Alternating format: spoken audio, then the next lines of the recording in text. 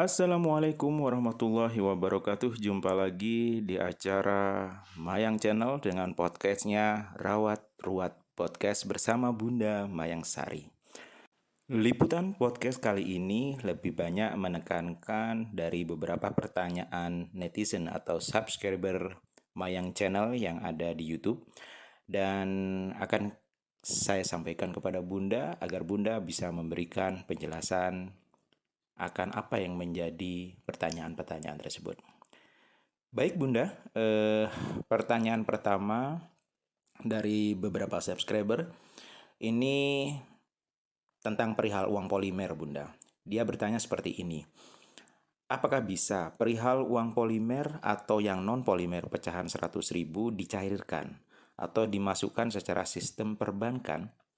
Karena pandangan saya, pemegang fisik hanya ketitipan tapi tidak memegang lisensi untuk mencairkannya. Dan sangat banyak merugikan banyak pihak. Bagaimana penjelasan Bunda secara detail perihal ini agar pihak-pihak yang belum memahami hakikat terkait ini bisa diselamatkan? Mohon penjelasannya Bunda. Assalamualaikum warahmatullahi wabarakatuh. Bertemu kembali dengan saya, Bunda Mayang, untuk menjawab pertanyaan tadi. Begini, sebetulnya sesuatu yang ada itu bisa di-clearkan, tidak berbicara dicairkan saja. Bisa diselesaikan, tapi syaratnya satu, standar sesuai dengan kebutuhannya. Kedua, tentunya fisik dan penjaminnya itu ada. Yang ketiga, dilaksanakan dengan cara yang sebenar-benarnya, sesuai dengan juklak dan juknisnya. Kalau berbicara apakah bisa ini dicairkan seperti uang polimer, seperti uang biasa yang katanya notabene ada dalam simpenan, itu bagaimana? Kalau benar adanya itu bisa. Kalau fisiknya memang benar-benar ada, itu bisa. Tapi syaratnya ya itulah, harus terlisensi dengan benar, harus diselesaikan dengan benar. Ada kok batasannya, ada kok standarnya. Dan di hukum itu ada, walaupun tidak hanya hukum nasional tapi internasional. Karena berbicara pengesahan uang, berbicara untuk pencairan, itu tidak melibatkan hanya bank yang ada di dalam negara kita, tapi masih melibatkan seperti contohnya itu yang berkaitan dari mulai IMF sampai ke Bank Dunia. Jadi kalau ada cerita orang sepuh nyimpan sesuatu, mau dicairkan, mau diselesaikan, kalau dengan sendiri itu tidak mungkin. Sampah jadinya. Itu kalau memang ada fisiknya benar. Nah, kalau hanya cerita di atas cerita ya, hasilnya ya jadi cerita. Tidak menjadikan itu semua akan terjadi dengan benar, tidak memfisik. Dan bahkan ya seperti itulah. Kalau Bunda nanti ngomong, nanti ada yang kembalikan kayak saya benar sendiri. Tapi tidak.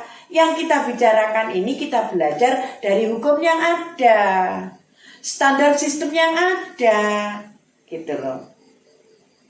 Apakah dengan nama besar, dengan lembaga yang ada di Indonesia itu semerta-merta bisa? Ya mungkin dengan cara yang bagaimana, tapi saya rasa 20% saja, 80% pasti gagal. Seperti itu. Karena itu tadi, berbicara pengesahan uang itu tidak hanya melibatkan hukum yang ada di Indonesia, tapi hukum-hukum yang terkait, bahkan yang ada di Bank Dunia sana. Dan melibatkan banyak lembaga yang ada di luar negeri, termasuk lembaga internasional tadi. Nah, kalau diselesaikan dengan caranya sendiri, walaupun semua cari, ndak usah, kok uang bisa dibelanjakan, iya. Boleh. Tapi semua kan ada aturan. Yang disimpan orang-orang tua apa itu kan berupa barang belum layak itu untuk dibelanjakan. Karena kalau itu dilakukan kan akan menjadi kejahatan. Harus layak bank dulu, baru layak edar. Bukan hanya layak edar, resikonya nanti bagaimana? Seperti itu. Jadi ya mereka punya cara, punya mekanisme, punya ini dan itu boleh. Terserah, tapi apakah bisa dijalankan? Saya rasa sulit. Bukan bilang Bunda tidak bisa, kayak Bunda itu apa aja. Tuhan bukan. Gitu. Tokoh penting dalam hal ini juga tidak, kita juga pelayan. Kita pekerja. Kebetulan keluarga kita itu yang terlibat urusan yang demikian tadi. Jadi tidak ada itu. Apalagi tanpa seizin negara kita tinggal. Ya tidak mungkin tahu hukum yang pegang di Indonesia ya negara. Walaupun nanti itu melibatkan hukum internasional. Seperti itu. Nah kalau diem-diem, ya seperti sekarang ini kita. Jadi ya dikatakan money laundry dan segala macam. Ya itulah ceritanya nanti kalau cerita pengesahan uang ini tidak sesuai dengan standar dan aturan yang sudah dicantumkan. Semuanya bukan bikinan kita kok. Kita menurut tunduk kepada hukum yang ada dengan peraturan yang berlaku. Melawan, melanggar tidak bisa. Gitu. Tidak ada kekuatan untuk itu. Kalau cerita dijamin, menjamin, di cloning ini itu tuh kan sudah bukan seperti itu penyelesaiannya untuk menyelesaikan gitu. Jadi kalau kita masih berpikir ke arah sana, bijaknya, bagusnya kita berhentikan dulu. Gitu. Bukan tidak bisa. Bukan tidak ada. Tapi carilah yang benar-benar memang standarnya.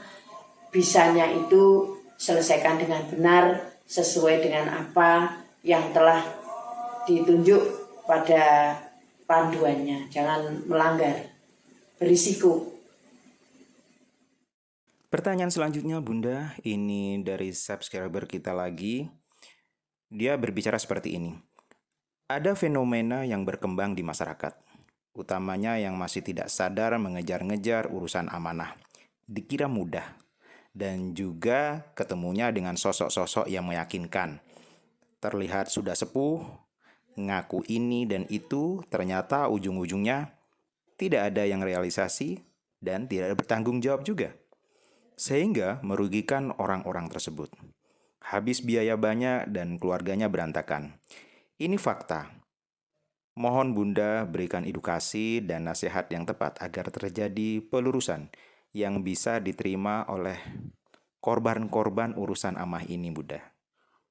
Silakan, Bunda. Nah, itulah yang Mas, gunanya kita itu sedikit ingin membantu memberi edukasi lewat pelurusan-pelurusan. Barangkali apa yang kita edukasikan itu bisa dicerna atau bisa diambil secara akal mereka buat saudara-saudaraku semua. Berhentilah dengan cara-cara yang seperti sekarang ini dilakukan atau kemarin-kemarin itu, sehingga dalam urusan ini banyak membawa dampak yang kurang baik. Contoh korban. Kalau sudah bicara korban ini, dari mulai korban rumah tangga, korban anak istri, keluarga, bahkan korban yang dikorbankan itu ya kerjaan, kehidupannya yang biasanya normal jadi tidak karu-karuan. Ya ceritanya ngurus amanah ini. Cobalah berhenti untuk melaksanakan ini dan itu yang seperti itu alurnya. Belajarlah untuk memahami sesuatu yang sudah kita lakukan kan sudah jelas hasilnya. Hasilnya tahu kan kita terjerumus, tertipu, dan segala macam hal. Jadi tolong, sebetulnya amanah itu, arti amanah itu sangat baik dan sangat mulia loh amanah ini. Karena amanah itu sendiri artinya yang valid dan bisa dipercaya. Tapi karena amanah ceritanya dibikin laku seperti itu, jadi tidak baik cerita amanah. Sebetulnya amanah itu kembali lagi sudah berkali-kali ya kita itu mencoba untuk memahamkan buat saudara-saudaraku. Amanah itu jangan dikategorikan selalu dengan urusan aset, harta benda dengan jumlah dan nominal. Kemudian kalau bercerita amanah muncul nih aset atau harta. Kemudian kalau sudah cerita aset muncul nih sebuah sosok. Kalau sudah muncul sosok, nah tidak menutup kemungkinan ada suatu pergerakan, ada sesuatu hal yang dilakukan oleh mereka atau sekelompok tadi yang mengatasnamakan amanah. Sebetulnya sayang sekali dalam bahasa Indonesia, di Indonesia kan amanah ini cacat karena urusan tadi. Sekarang ini di mana-mana kalau sudah orang cerita amanah belenger. Sudah tidak ada tidak ada simpatinya sudah. Kenapa? Karena cerita di dalamnya seperti itu. Tuh loh. Padahal amanah itu apa sih? Nah, memang ia dikatakan dalam kesimpulan itu setelah memahami kefahamannya dan ilmunya. Seperti itu. Jadi kembali lagi kita bermohon kepada saudara-saudaraku, ayolah merubah atau berubah cara berpikir kita. Yang mana yang lain saudara-saudaraku yang kena imbas dan dampaknya cerita amanah ini. Terus ada cerita pencairan yang tidak mungkin, cerita ada segala macam lah yang tidak mungkin, karena semua itu rasanya ada aturan. Kalau memang ia ada, bicarakan kepada orang yang sesama, bicara kepada orang tua yang ada kaitannya, duduk satu meja, cari solusi, minta pendapat, belajar bagaimana ini benarnya. Saya rasa masih ada kok orang yang betul-betul masih tulus memegang urusan ini dan masih ikhlas mau memberikan sebuah bimbingan kepada kita. Tapi sekarang ini sudah terlanjur dicap amanah itu adalah sangat jelek sekali, karena urusannya seperti orang mimpi, dikatakan ini adalah bullshit, dikatakan ini adalah kebohongan, ujung-ujungnya penipuan. Lah karena yang terjadi itu selalu seperti itu. Kita yang tidak pernah ikut-ikutan seperti itu kena imbasnya. Padahal kita di sini meluruskan. Karena ada kaitan saja sih sebetulnya. Dan dari pihak kami tidak pernah bermacam-macam seperti itu. Kami kalau ada sesuatu itu tidak ada siapa yang tahu kok, kecuali orang-orangnya. Jadi kalau sekarang ini kan banyak orang tidak percaya, ya karena itulah akibat yang dimunculkan daripada pergerakan yang menyebut mengatasnamakan amanah tadi. Sehingga cerita yang benar jadi salah jatuhnya. Urusan yang benar-benar urusan dijadikan satu modus. Urusan amanahnya masih benar dari mulai awal sampai sekarang ini benar. Yang salah itu yang melakukan pelaku-pelakunya, sehingga amanahnya sendiri itu jadi rusak. Amanah ini kan bermacam-macam toh. Bukan cerita urusan harta saja yang jadi amanah. Keluarga, anak, istri kita, urusan yang mana kita dipercaya, segala sesuatu titipan, punya teman, punya orang tua, ini sebetulnya tidak meninggalkan cerita amanah. Karena sifatnya ini kan kita kan dipercaya, walaupun sementara atau ada waktu atau seterusnya, disitulah amanah. Tapi kalau cerita amanah masih dikaitkan dengan harta karun, harta karun Bung Karno, terus urusan dengan cerita raja-raja yang eong, pencairan ini itu. Nah disitulah yang menjadi keblinger saudara-saudaraku. Betul juga, tapi tidak sedemikian juga saudara-saudaraku. Jadi tidak mudah urusannya ini. Urusan itu ada, itu melibatkan urusan besar kok. Tidak mungkin dengan urusan mudah ini bisa terselesaikan. Ada standarnya. Kami memberi edukasi seperti ini supaya saudara-saudaraku itu mengingat kembali apa yang sudah dirasakan, apa yang sudah didapat selama mengikuti hal itu, hasilnya apa. Jangan nanti kalau ada sesuatu yang terjadi nyumpahin kepada semua. Seperti itu. Jadi sebetulnya tidak salah cerita amanah. Yang membuat salah itu kita pelaku-pelakunya, yang menyalahgunakan cerita amanah, sehingga muncul nih bullshit, penipuan ujung-ujungnya. Ya memang kebanyakan di lapangan yang terjadi seperti itu. Walaupun tidak semua, walaupun tidak banyak, sedikit itu masih adalah yang benar-benar seperti itu. Kalau nanti kita bicara disalahkan ya tidak masalah. Tidak bisa membuktikan apa yang harus dibuktikan.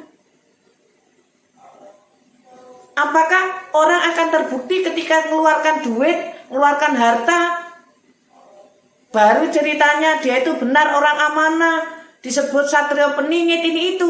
Tidak saudaraku, karena ini bukan menyangkut nama pribadi. Itu loh. Semuanya itu ada aturan, tidak sesuai dengan kita inginkan. Jadi aturan bukan kita yang buat. Kalau kita yang buat ya seperti itu, semau kita. Siapa sih yang tidak mau enak? Ya akhirnya melakukan sesuatu, beraplikasi ini itu, dari cerita penggandaan uang lah, ujung-ujungnya cerita amanah. Kalau amanahnya tidak ketemu, penggandaan uang. Kalau penggandaan uang tidak berhasil, ya seperti sekarang ini fenomenanya terjadi banyak masalah berkaitan dengan pelaku-pelaku itu. Akhirnya dia adalah seorang dukun, menjanjikan bisa begini begitu menggandakan uang sekian dapat sekian, tidak bisa terselesaikan, jadi masalah, dan tidak tahu. Mudah-mudahan Allah itu selalu melindungi kita. Mudah-mudahan yang di atas sana Tuhan kita selalu memberi maaf kepada kita, karena sudah banyak terjadi. Seperti contoh pembunuhan tadi, banyak sudah. Ya karena ya dari asal usulnya ceritanya seperti itu. Dan itu sudah nyata bullshit. Yang begitu itu bullshit, kebohongan. Dan Anda semua bicara kalau ada cerita begini itu kebohongan, itu tidak salah.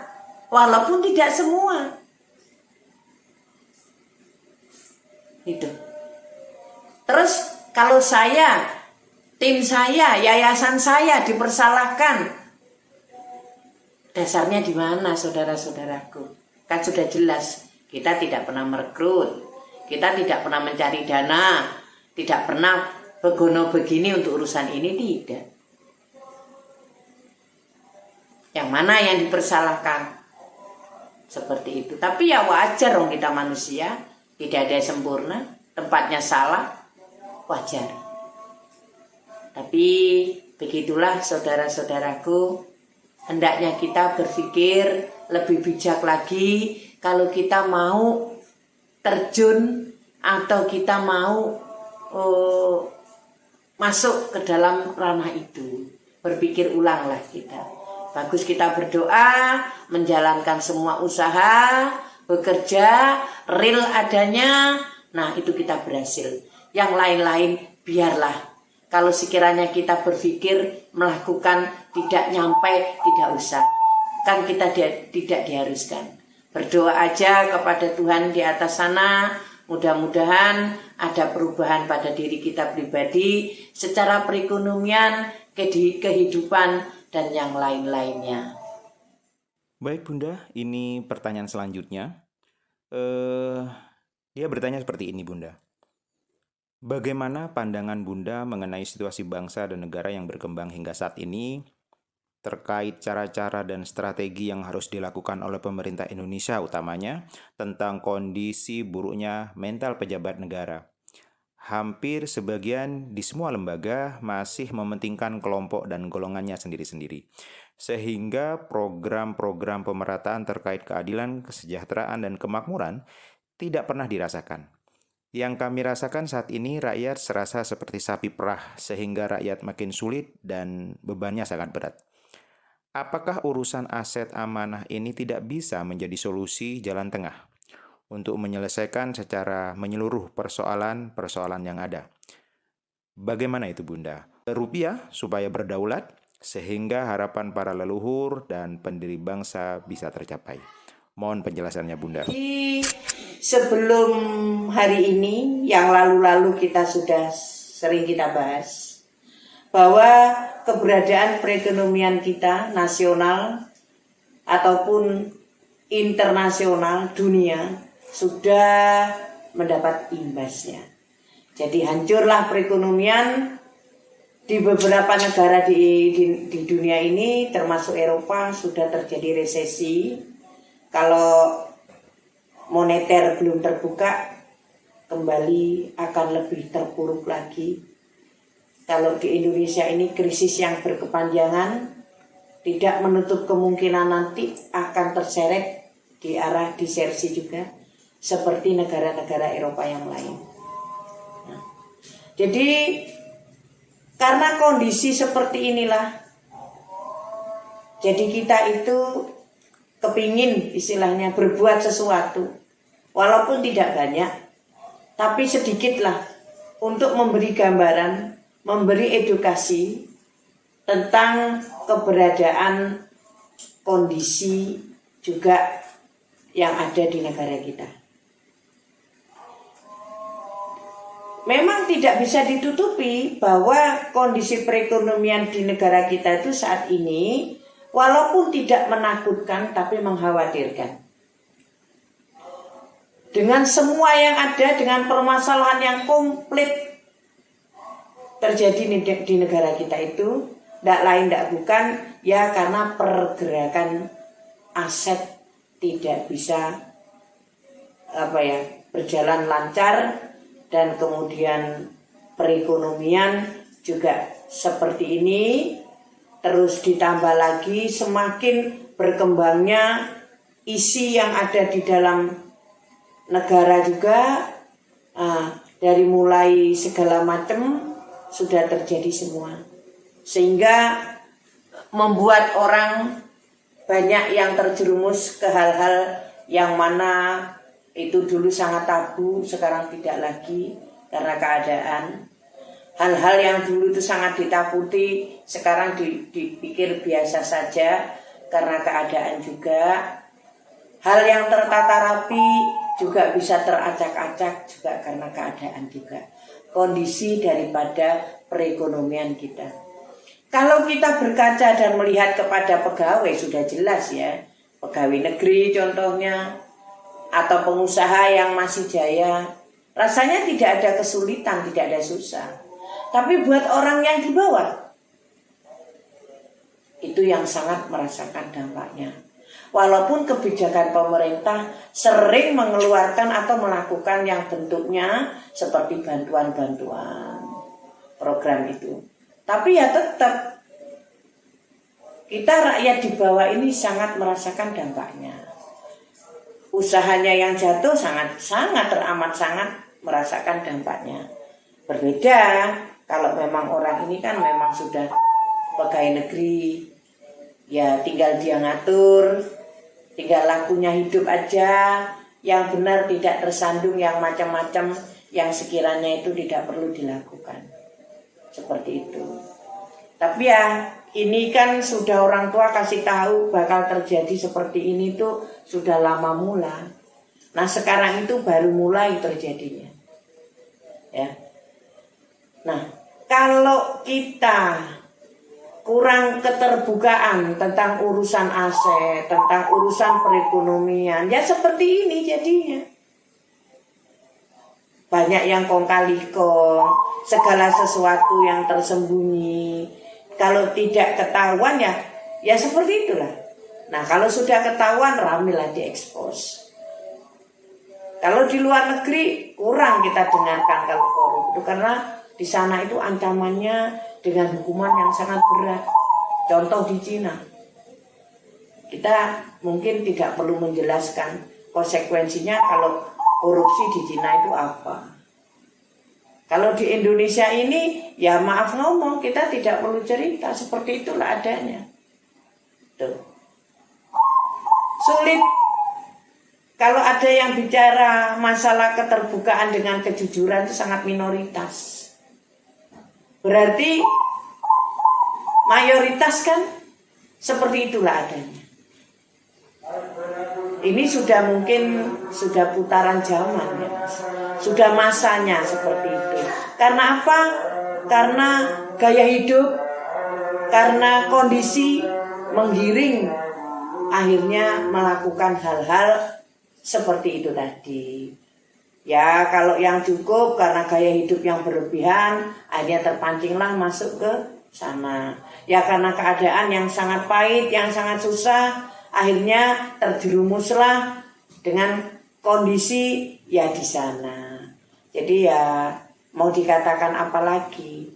Kita sebagai insan manusia yang istilahnya itu masih berpegang teguh kepada keyakinan kita, selalu ingatkan diri berbuat sesuatu yang sekiranya tidak transparan, yang sekiranya merugikan orang lain atau merugikan siapapun, kalau bisa kita itu tahan. Ya tahu diri dan ingat diri. Tapi kalau dibutakan oleh keadaan, semuanya bisa ditabrak. Ya inilah jadinya. Tapi seperti yang orang tua itu ceritakan, apabila saat ini tidak bisa terlaksana urusan cerita yang ada ini, maka dampaknya nanti akan seperti ini. Itu kita sudah dikasih tahu oleh beliau orang tua bahwa akan terjadi seperti ini. Tidak bisa dijaga seperti apapun dengan sistem apapun, selalu ada cara. Karena apa? Mengikuti era digital, era IT, era segala macam itu digunakan untuk hal-hal yang tidak sepenuhnya baik atau benar. Salah satunya seperti itulah. Dengan adanya sekarang produk online ini itu ya digunakan juga. Jadi selalu ada objek, selalu ada cara, selalu ada alasan yang didukung oleh media. Ya sekarang inilah kalau kita tidak bisa pintar-pintar menggunakan media dengan yang ada, kita juga terkena imbasnya. Karena di Indonesia juga ada undang-undang IT yang tidak bisa dilanggar dan banyak lagi masalah itu. Tapi walaupun itu ada, semakin itu bertambah untuk undang-undang membuat itu semua, tapi juga semakin ada modus-modus baru yang mengikuti modelnya seperti itu. Jadi kalau kondisi saat ini buat saudara-saudaraku berhemat, mendekatkan diri kepada Tuhan, selalu ingat bahwa kalau ada apa-apa itu yang kita pikirkan itu keluarga dari anak, istri, dan keluarga yang lainnya. Jadi kalau melakukan hal itu selalu ingat, sehingga mungkin akan berkurang dampak dan resiko yang kita terima. Seperti itu saudara-saudaraku. Karena ini sudah masanya, dengan carut marutnya ini tidak bisa dihindarin. Karena sudah kondisi bagaimana. Kalau kita lagi berbicara, ayolah ini segera diselesaikan, dituntaskan, kayaknya sudah basi. Apa? Kembali lagi kita itu seperti orang tidak memahami apa-apa jadinya. Kosong pemikirannya untuk arah ke sana. Seperti itu saudara-saudara.